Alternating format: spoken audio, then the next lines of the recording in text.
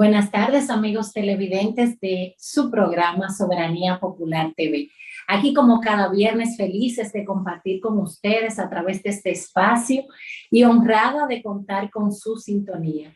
Mi compañera, la doctora Marilis Durán y Sonia Uribe, nos llena de muchísima alegría a nosotras poder compartir con ustedes. Buenas tardes, doctora Marilis, y buenas tardes, Sonia. Buenas tardes, querida teleaudiencia. Buenas tardes, querida Rosy. Pues estamos muy complacidos de estar compartiendo con ustedes después de mi parte de una larga ausencia y poder compartir esta tarde tantos temas que están ahora mismo en la palestra pública, como dicen, y tantas cosas que hablar que afectan lo que es la economía de nuestro país, tantas buenas noticias, tantas situaciones que hemos vivido en estos días que realmente hacen que este programa de hoy pues tenga muchos temas interesantes que tratar y que compartir con todos los televidentes que nos están viendo en la tarde de hoy. Buenas tardes, doctora Marilis. Buenas tardes, queridos televidentes, queridas compañeras.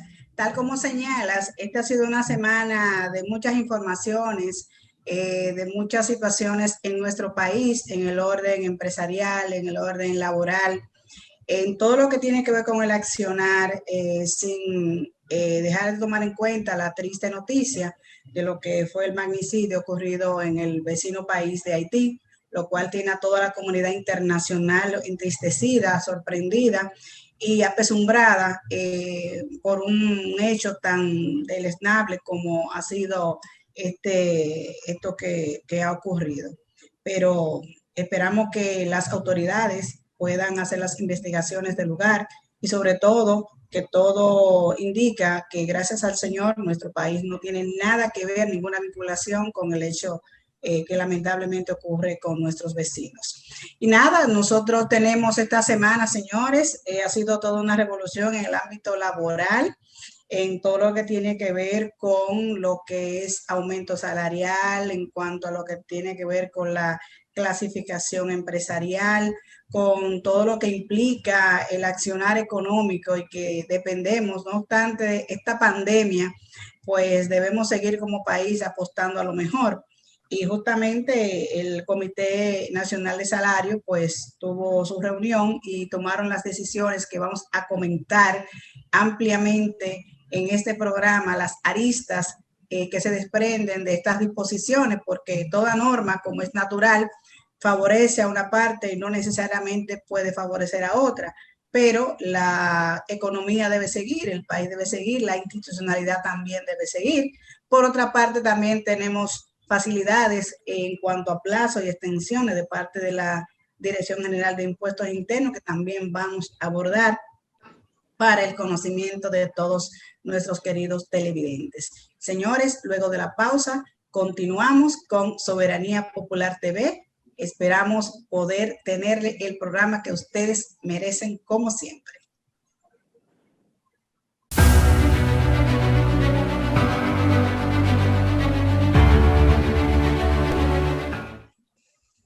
Gracias por mantener la sintonía, amigos televidentes. Y la verdad es que nosotros como país nos estamos preocupando en ocasiones porque, bueno, no bien flexibilizan el aspecto del toque de queda, ahora venimos con un cambio a nivel de lo que es el salario.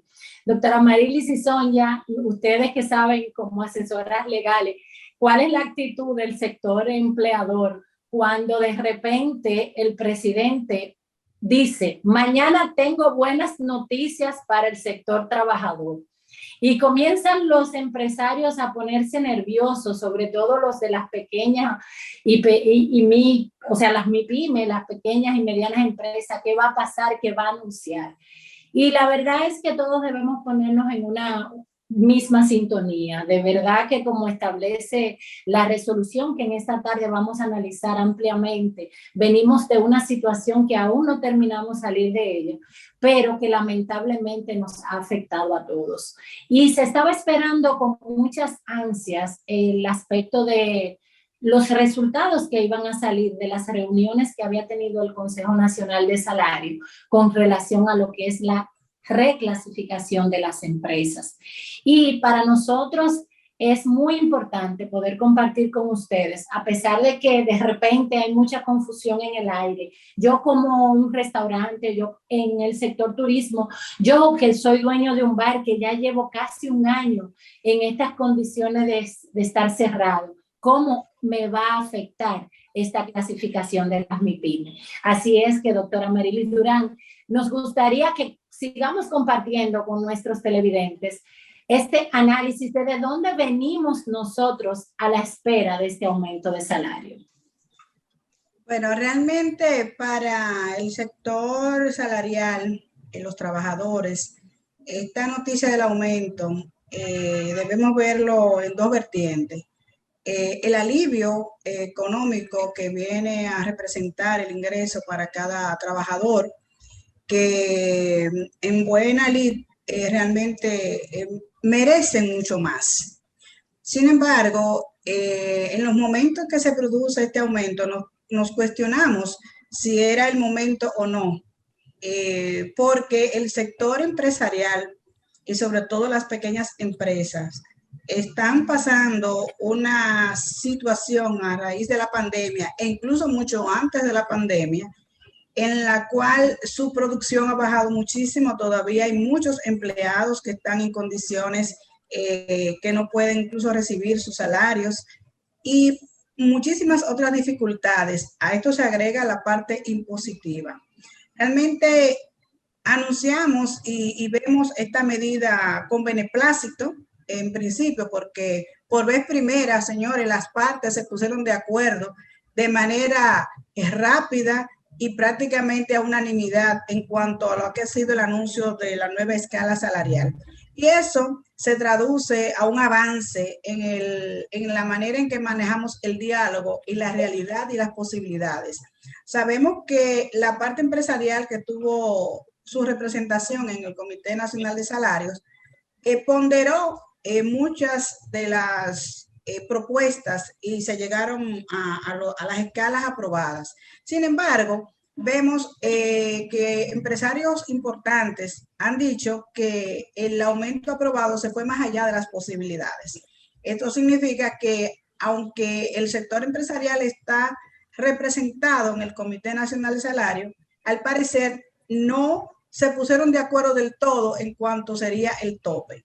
O tal vez tenían un tope y ya en la mesa de las negociaciones pues decidieron flexibilizar y llegar a lo que hoy tenemos con la resolución del Ministerio de Trabajo.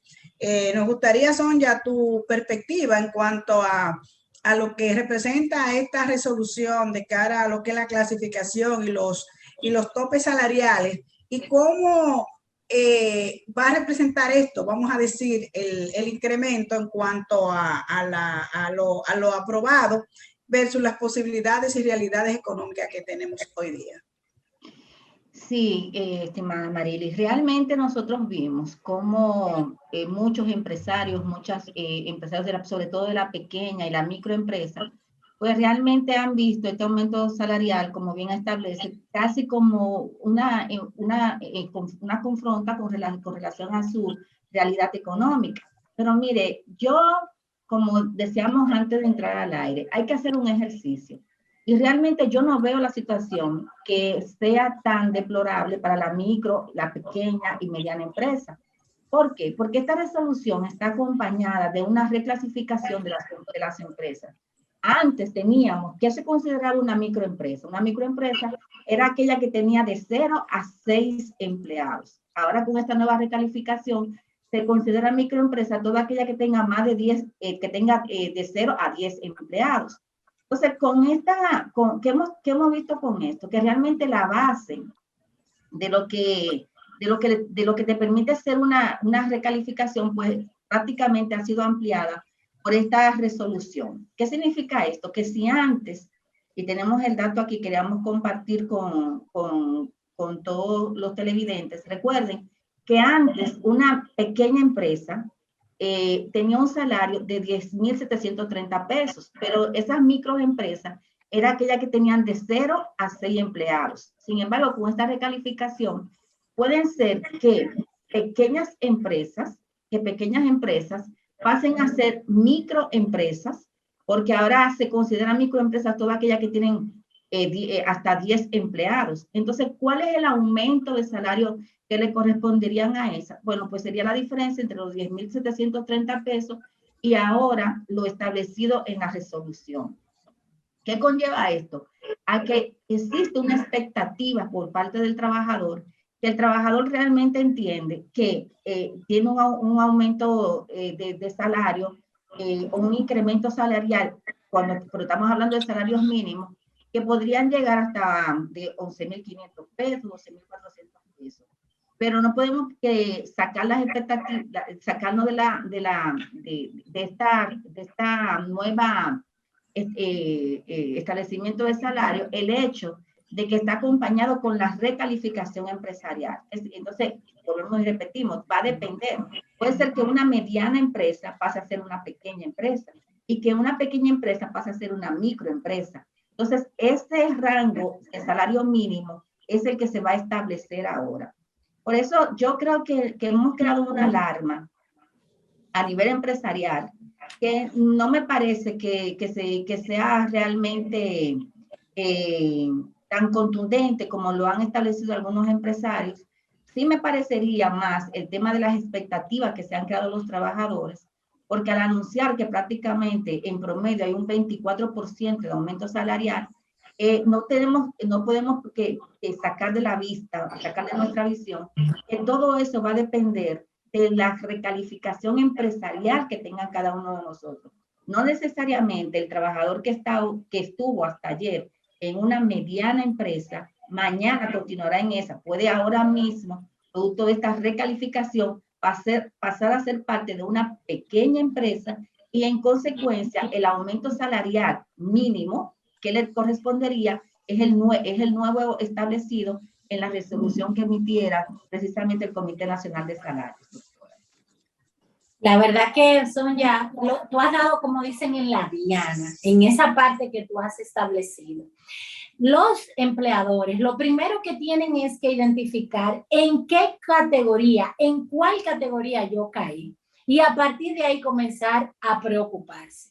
Pero en algo que estoy totalmente de acuerdo en lo que dice Sonia, es que los trabajadores lamentablemente se han creado una expectativa por encima de la realidad salarial a la cual van a tener derecho, porque en una medida, vamos a decir, interesada o no de parte del presidente, el presidente se refirió a título general y en la prensa veíamos cómo la prensa se había hecho eco de ese aumento, de ese porcentaje tan elevado, que nos llamó a mucha preocupación y mucha emoción a los trabajadores. También es importantísimo tener en cuenta que esta resolución que entra en vigencia de manera parcial en el día de hoy, también hace exclusión de algunos sectores y precisamente es uno de los sectores que nosotros hemos visto en las redes sociales, muchos dueños de bares, de restaurantes preocupados por este aumento, el cual no les aplica a ellos, porque precisamente la resolución establece de manera real salario mínimo nacional para los trabajadores del sector privado no sectorizado. Entonces, debemos abrir bien los oídos y analizar lo siguiente. Usted es un dueño de un bar, de un restaurante, del sector de la construcción, de zona franca, o usted no le aplica esta resolución. No le aplica y no debe preocuparse. Ahora bien, los trabajadores también, esa es otra, que ganan por encima de 21,000 pesos, tampoco van a recibir ningún impacto favorable en su salario. Es decir, que ya será una decisión a nivel empresarial de si yo gano 30,000 pesos, si la empresa considera que tal y como dice la resolución en uno de sus considerandos, para contrarrestar los efectos adversos que ha generado la pandemia COVID-19. Yo como empresa que pago por encima de 20,000 pesos, si yo tengo las condiciones para mejorarle el salario a mis trabajadores.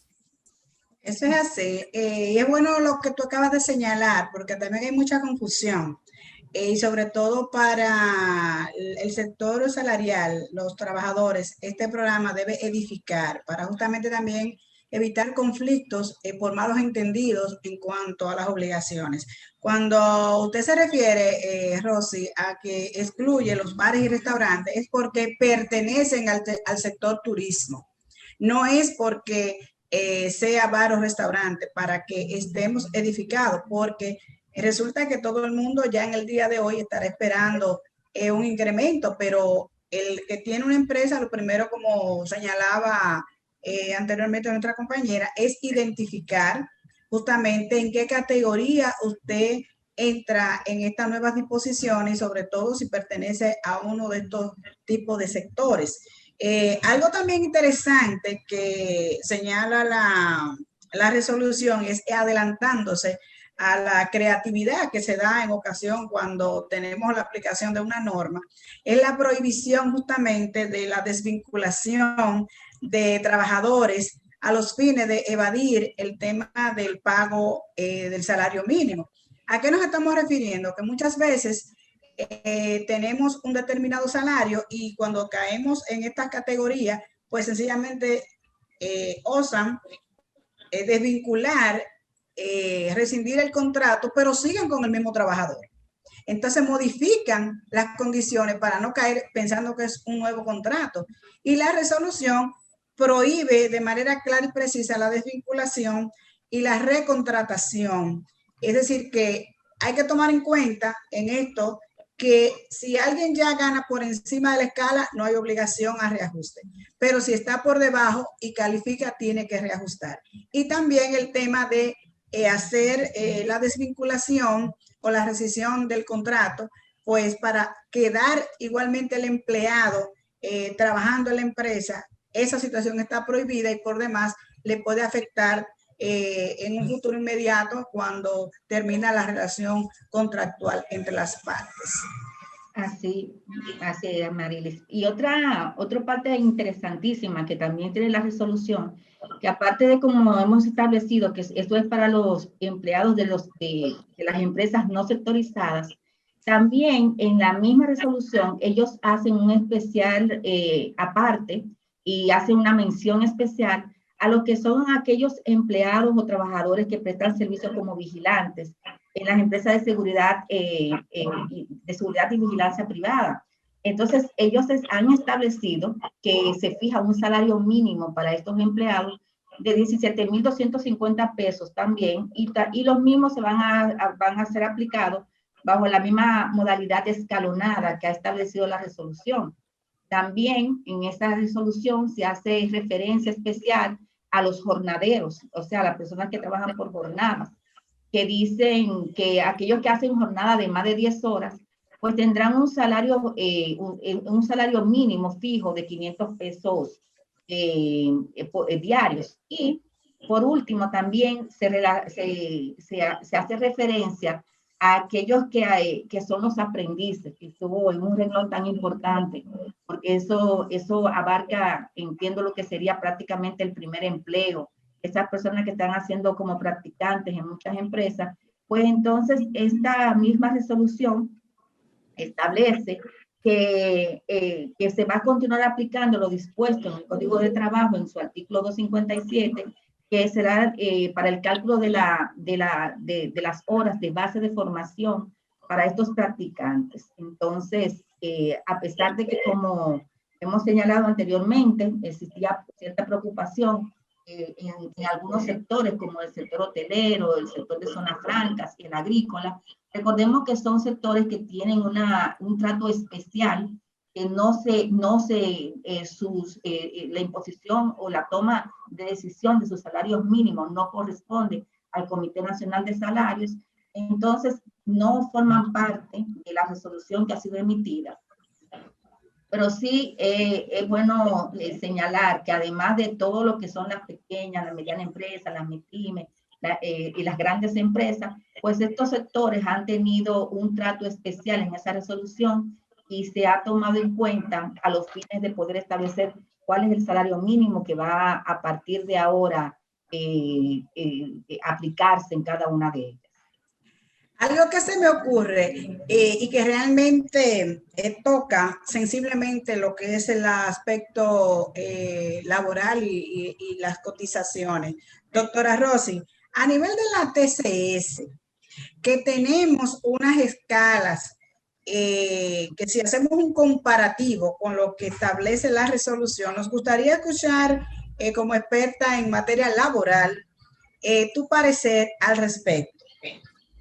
Y realmente cuando el salario aumenta, pues evidentemente hay un impacto a nivel de la tesorería de la seguridad social, que a quien más afecta es al sector empleador, porque recordemos que los aportes a la seguridad social, pues está compuesto por el aporte realizado por el empleador, que es quien aporta un 7%, y el trabajador un 3% del salario. Ahora bien, nosotros tenemos una resolución que data del año 2019, que es del Consejo Nacional de la Seguridad Social, en donde se ha fijado el salario mínimo cotizable en la suma de 13.482 pesos. Cuando vemos en lo que es la resolución que hoy estamos analizando, que hay salarios hasta de 11.900 pesos que están por debajo del salario cotizable, pues evidentemente siempre estaremos y seguiremos esa norma, y hasta que el Consejo Nacional de la Seguridad Social no se pronuncie con una nueva resolución, entendemos que por ahí seguirá siendo el valor que la Seguridad Social estará tomando como tope, como salario cotizable. No obstante, cuando hablamos de una resolución del Consejo, no puede estar por encima de la disposición del Código de Trabajo. Y las disposiciones o resoluciones del Ministerio de Trabajo están amparadas en lo que es la disposición del Código de Trabajo, que estamos llamados a revisar los salarios de manera periódica, y quien tiene lo que es la competencia es el Comité Nacional de Salarios. Entendemos que estamos a la espera de una resolución del Comité Nacional del Consejo Nacional de la Seguridad Social, pero por el momento, lo que están llamados sí los empleadores es hacer la deducción del aporte que debe realizar el trabajador con relación a lo que es la seguridad social en base al salario aumentado, conforme la resolución que analizamos en esta tarde. Bueno, resulta interesante el análisis que señalas, porque también es preocupante que haya esta contradicción, y sobre todo porque todo se traduce en una violación a lo que son las disposiciones. El Consejo Nacional de la Seguridad Social sabemos que tiene facultades en muchísimas áreas que tienen que ver con la seguridad social, pero no menos cierto debe ponerse ni por encima ni por debajo de lo que establece la normativa en cuanto al salario. Y más aún porque afecta sensiblemente la realidad económica de las empresas. Entonces, creo que a propósito de esta resolución, lo que va a tener que suceder en lo inmediato es que haya una unificación, porque no puede ser que yo esté pagando 11.900 conforme a la ley y que la tesorería me ponga a mí a pagar en base a 13.000 y pico de pesos. Señores, el debate sigue. Interesante las puntualizaciones de nuestras compañeras y todo lo que acontece. Y luego de la pausa continuamos con estos interesantes temas, iniciando también con lo que tiene que ver con las disposiciones también de cara a la DGI y lo que es la ley 4620, modificada por la 721 sobre amnistía, revalorización y transparencia patrimonial. Luego de la pausa, continuamos.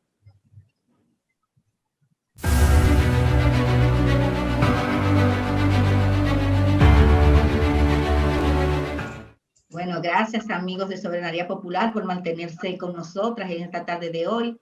Yo realmente creo que en esta tarde hemos tratado de un tema que nos interesa a todos, porque algunos o somos empleados o somos empleadores. Pero un tema que no queremos dejar pasar, queridas compañeras, es que, y es necesario aclarar a todos los televidentes, es que la resolución también tiene un punto que es bastante peculiar, y es que cuando se hace la calificación de las empresas como micro, pequeña, mediana o grandes empresas, ella da dos rangos para esa clasificación. Una es el tema de los trabajadores que esa empresa puede tener en su nómina contratados, y la otra es el ingreso bruto que esa compañía puede tener. Entonces, ¿qué es lo que te dice? Tú calificas como una microempresa si tú tienes hasta 10 trabajadores o ingresos brutos hasta 8 millones de pesos. Vamos a tomar como ejemplo la micro, ¿verdad? Pero ¿qué resulta? Que si, por ejemplo, ustedes tienen una microempresa, tiene solamente 5 trabajadores, pero tiene ingresos brutos por encima de los 8 millones de pesos, la resolución toma en consideración el mayor de los valores. Lo mismo ocurre si usted tiene 10 trabajadores, pero tiene ingresos brutos por 6 millones de pesos, también se va a tomar como base de referencia para la calificación de la compañía o de la empresa el hecho del número de trabajadores que ustedes tengan.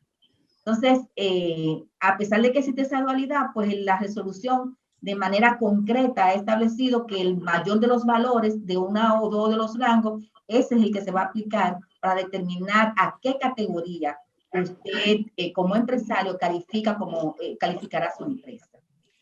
Bueno, en términos prácticos, doctora, yo creo que para poder determinar el salario en base a estas dos escalas, tomando en cuenta que el ingreso bruto de una empresa solamente lo maneja la empresa y la DGI, en principio, habría que señalar que el número de trabajadores, si la empresa está haciendo sus presentaciones adecuadamente en la tesorería de la Seguridad Social, pues el número de empleados me va a decir si yo califico o no, en principio a lo que me conviene.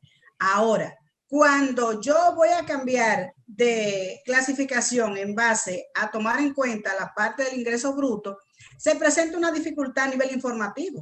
Y es que, si bien es cierto que las empresas reportan a la DGI y que al final de año hacen lo que son sus presentaciones a través del IR2, no menos cierto es que eso es para los fines de la bonificación, para el tema de los empleados. Ahora, para el tema de saber si realmente cuál es la escala mayor, vemos una dificultad a nivel informativo porque la DGI, dentro de lo que tiene la información entre contribuyente y la institución, es muy cerrada a lo que son las informaciones particulares de las empresas. Entonces, un empleado que desee saber cuánto es el ingreso bruto de esa empresa, tendría necesariamente que asistirse de alguna certificación de la DGI que le diga que los últimos 3 meses cuál ha sido el beneficio bruto, y que se nos ocurre que la fórmula para poderlo determinar estará determinada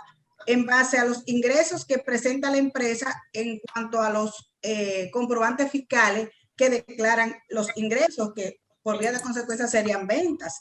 Entonces, ¿qué dificultad o facilidad usted cree que la DGI, de cara a esta realidad y en cumplimiento a esta resolución, Sonia, pueda abrirse a lo que es el sector trabajador, sobre todo abogados que van a querer canalizar certificaciones en ese sentido?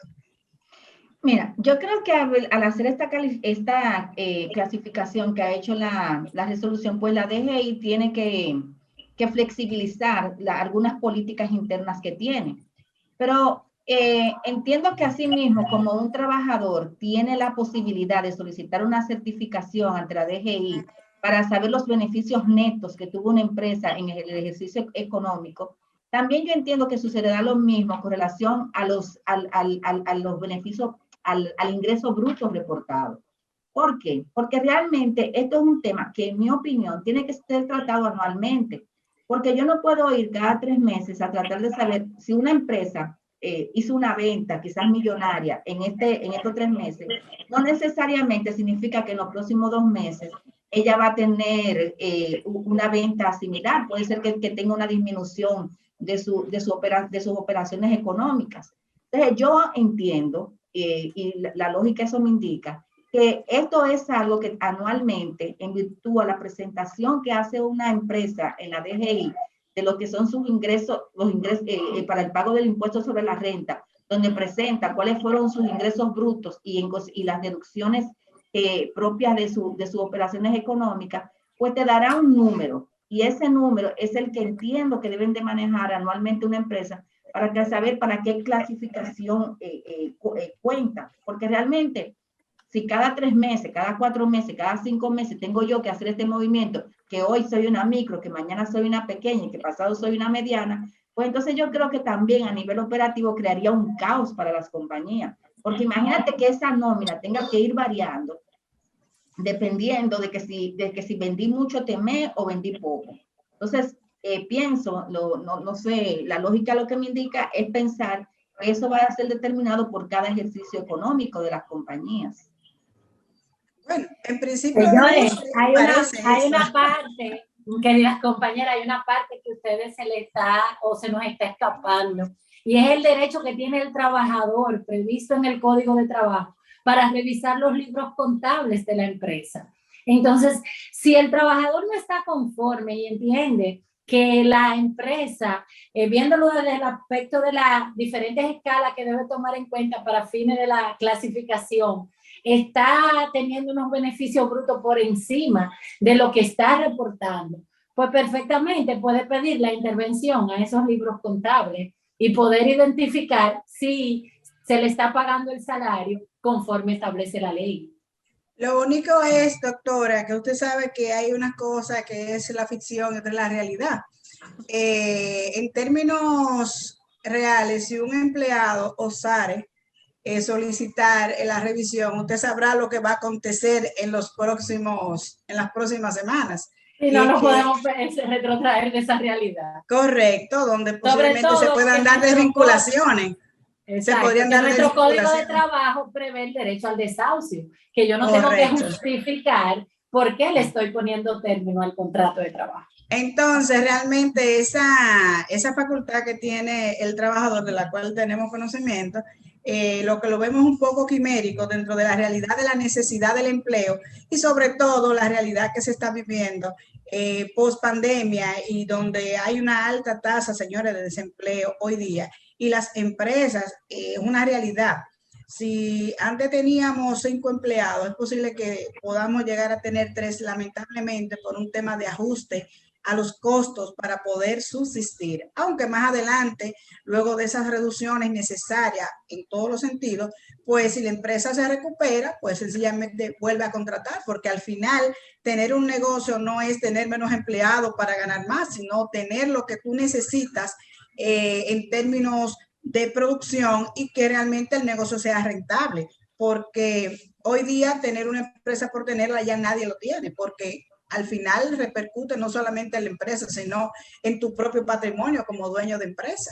O sea que creo que las cosas están claras, pero quise hacerle esta mención a la doctora Uribe en cuanto a las informaciones que está llamada a dar la DGI y que muchas veces es muy cerrada en cuanto a las informaciones que tienen que ver con operaciones de cara a los contribuyentes. Señores, y otro tema que tenemos, doctoras, es a propósito de la ley 4620, modificada por la 721, que tiene que ver con la ley de transparencia patrimonial de cara a lo que ha sido su modificación reciente y que el pago estaba previsto a vencerse el día 13 de julio, ¿verdad, doctora? Sí. Y que en vista asumimos que la misma Dirección General de Impuestos Internos hay muchos expedientes que no ha podido fallar, que no ha podido tomar una decisión,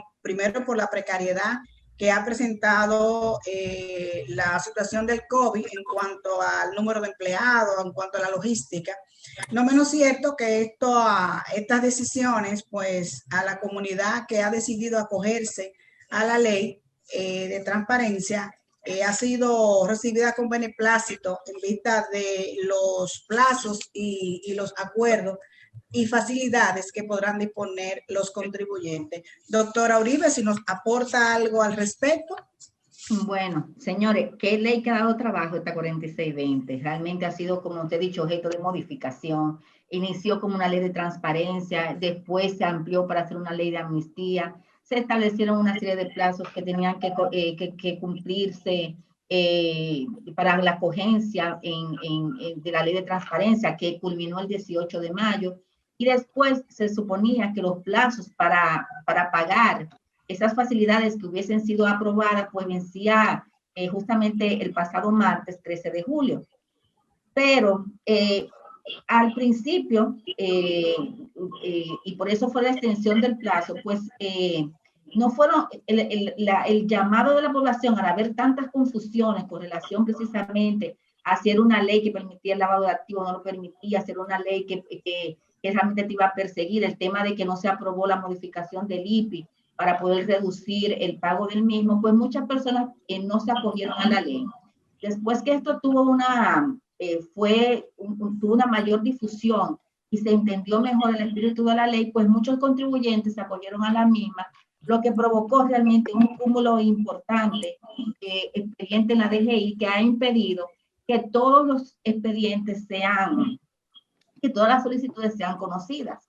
Entonces, viendo que muchas habían sido aprobadas, pero que la autorización de pago no había sido emitida, la DGI, tomando en consideración eso, pues ha ampliado los plazos y toma como punto de partida la fecha del 5 de julio. Es decir, todas aquellas que fueron aprobadas hasta antes del 5 de julio, pues tienen un mes, tienen una prórroga de 30 días más a partir de la fecha de vencimiento, que era el 13 de julio, para realizar el pago. Y aquellas que no han sido aprobadas todavía después del 5 de julio y después de culminado el 13 de julio, pues la DGI ha determinado una prórroga extraordinaria de 90 días para realizar el pago de estas facilidades que van a ser otorgadas.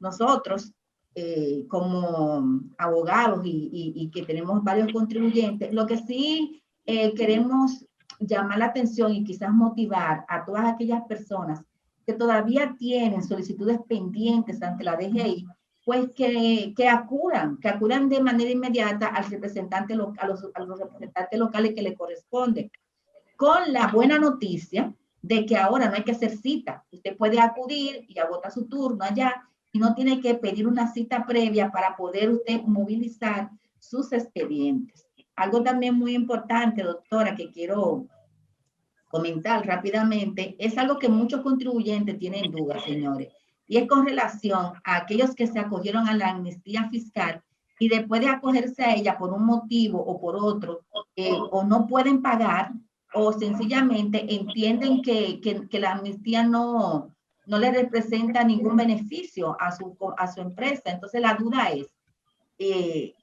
me acojo y escribo a la DGI diciendo que no me voy a acoger, o simplemente no pago. Entonces, esto que es la inquietud que más hemos tratado en estos días, recuerde que si usted no paga la amnistía que le fue otorgada, simplemente se cae y no debería de tener ninguna consecuencia a futuro, pues usted tiene la facultad o no de acogerse a la misma. Entonces, estas son las novedades de las dos últimas comunicaciones emitidas por la DGI, en el sentido de que ya la extensión de plazo para pago ha sido permitida o ha sido aceptada. Excelente, excelente. Gracias, Sonia, por siempre los interesantes aportes que hacemos a nuestra comunidad en términos fiscales. Señores, tenemos en otro orden y ya finalizando nuestro programa, un interesante anuncio, y es a cargo de la Federación de Mujeres Empresarias, FEM, la cual va a tener un desayuno empresarial el próximo 23 de julio a las 9 de la mañana en el Hotel Dominican Fiesta, en el marco de lo que es la celebración de la Bolsa Turística del Caribe. Este es un evento que está llamado a aprender mucho, a cargo de nuestra coach internacional Giselle Castillo, la cual va a tener la conferencia Liderazgo de Hoy, Revolución y Tendencias. ¿Qué les parece a ustedes? Bueno, Marily, la verdad que nosotras como miembros de la directiva de la Federación de Mujeres Empresarias, primero debemos agradecer a la empresa Grau Estilo y vamos a decir, este enlace estratégico para lograr llevar a cabo este interesante desayuno empresarial. En estos momentos donde hace tanta falta, porque la revolución y tendencias que nos ha traído este nuevo modo de vivir la verdad que muchas veces nos llena de preocupación a qué va a pasar con los líderes de hoy. Y qué mejor de la mano de Giselle Castillo, una gran experta y con una gran experiencia como coach y que hemos tenido la oportunidad de verla en diversos escenarios y sabemos que le vamos a sacar un interesantísimo provecho. Y por ende estamos reiterando la invitación a que todas las mujeres y por qué no también los hombres puedan llegar al desayuno empresarial que va a ser celebrado el próximo viernes 23 con esta interesantísima conferencia.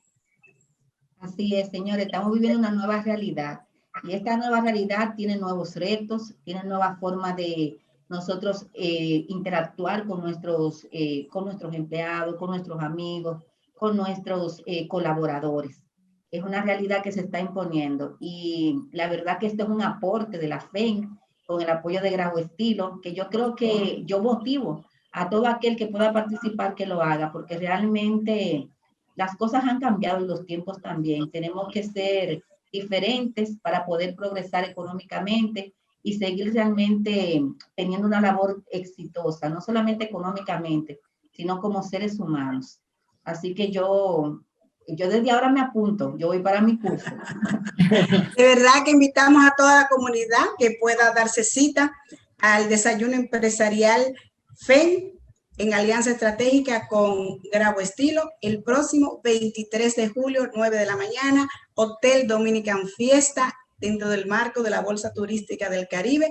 Y para la compra de sus boletos pueden escribirnos a nuestras redes PNRD y nuestro correo electrónico federacionmujeresempresarias@gmail.com o al número telefónico 732-0611. Hagan su reserva con tiempo, es un desayuno limitado, simplemente si no hacen su reserva no podrán participar, pero sabemos que lo van a hacer y lo vamos a recibir con muchísimo cariño en la Federación de Mujeres Empresarias, en este interesante desayuno empresarial, donde hablaremos del liderazgo, su revolución y tendencias. Señores, distanciamiento social y todos los protocolos. Correcto. Señores, el programa ha llegado a su final. Nos han quedado algunos puntos, como siempre, doctoras, pero no será hasta una próxima ocasión donde Soberanía Popular tendrá una entrega de calidad, como cada viernes, para beneficio de todos sus televidentes. Llegamos al final, nosotras de verdad felices de compartir con ustedes como cada viernes y gracias por el favor de la sintonía, por su interés, por las llamadas que nos hacen, por la crítica constructiva. Felices las tres de poder compartir con ustedes. Feliz fin de semana.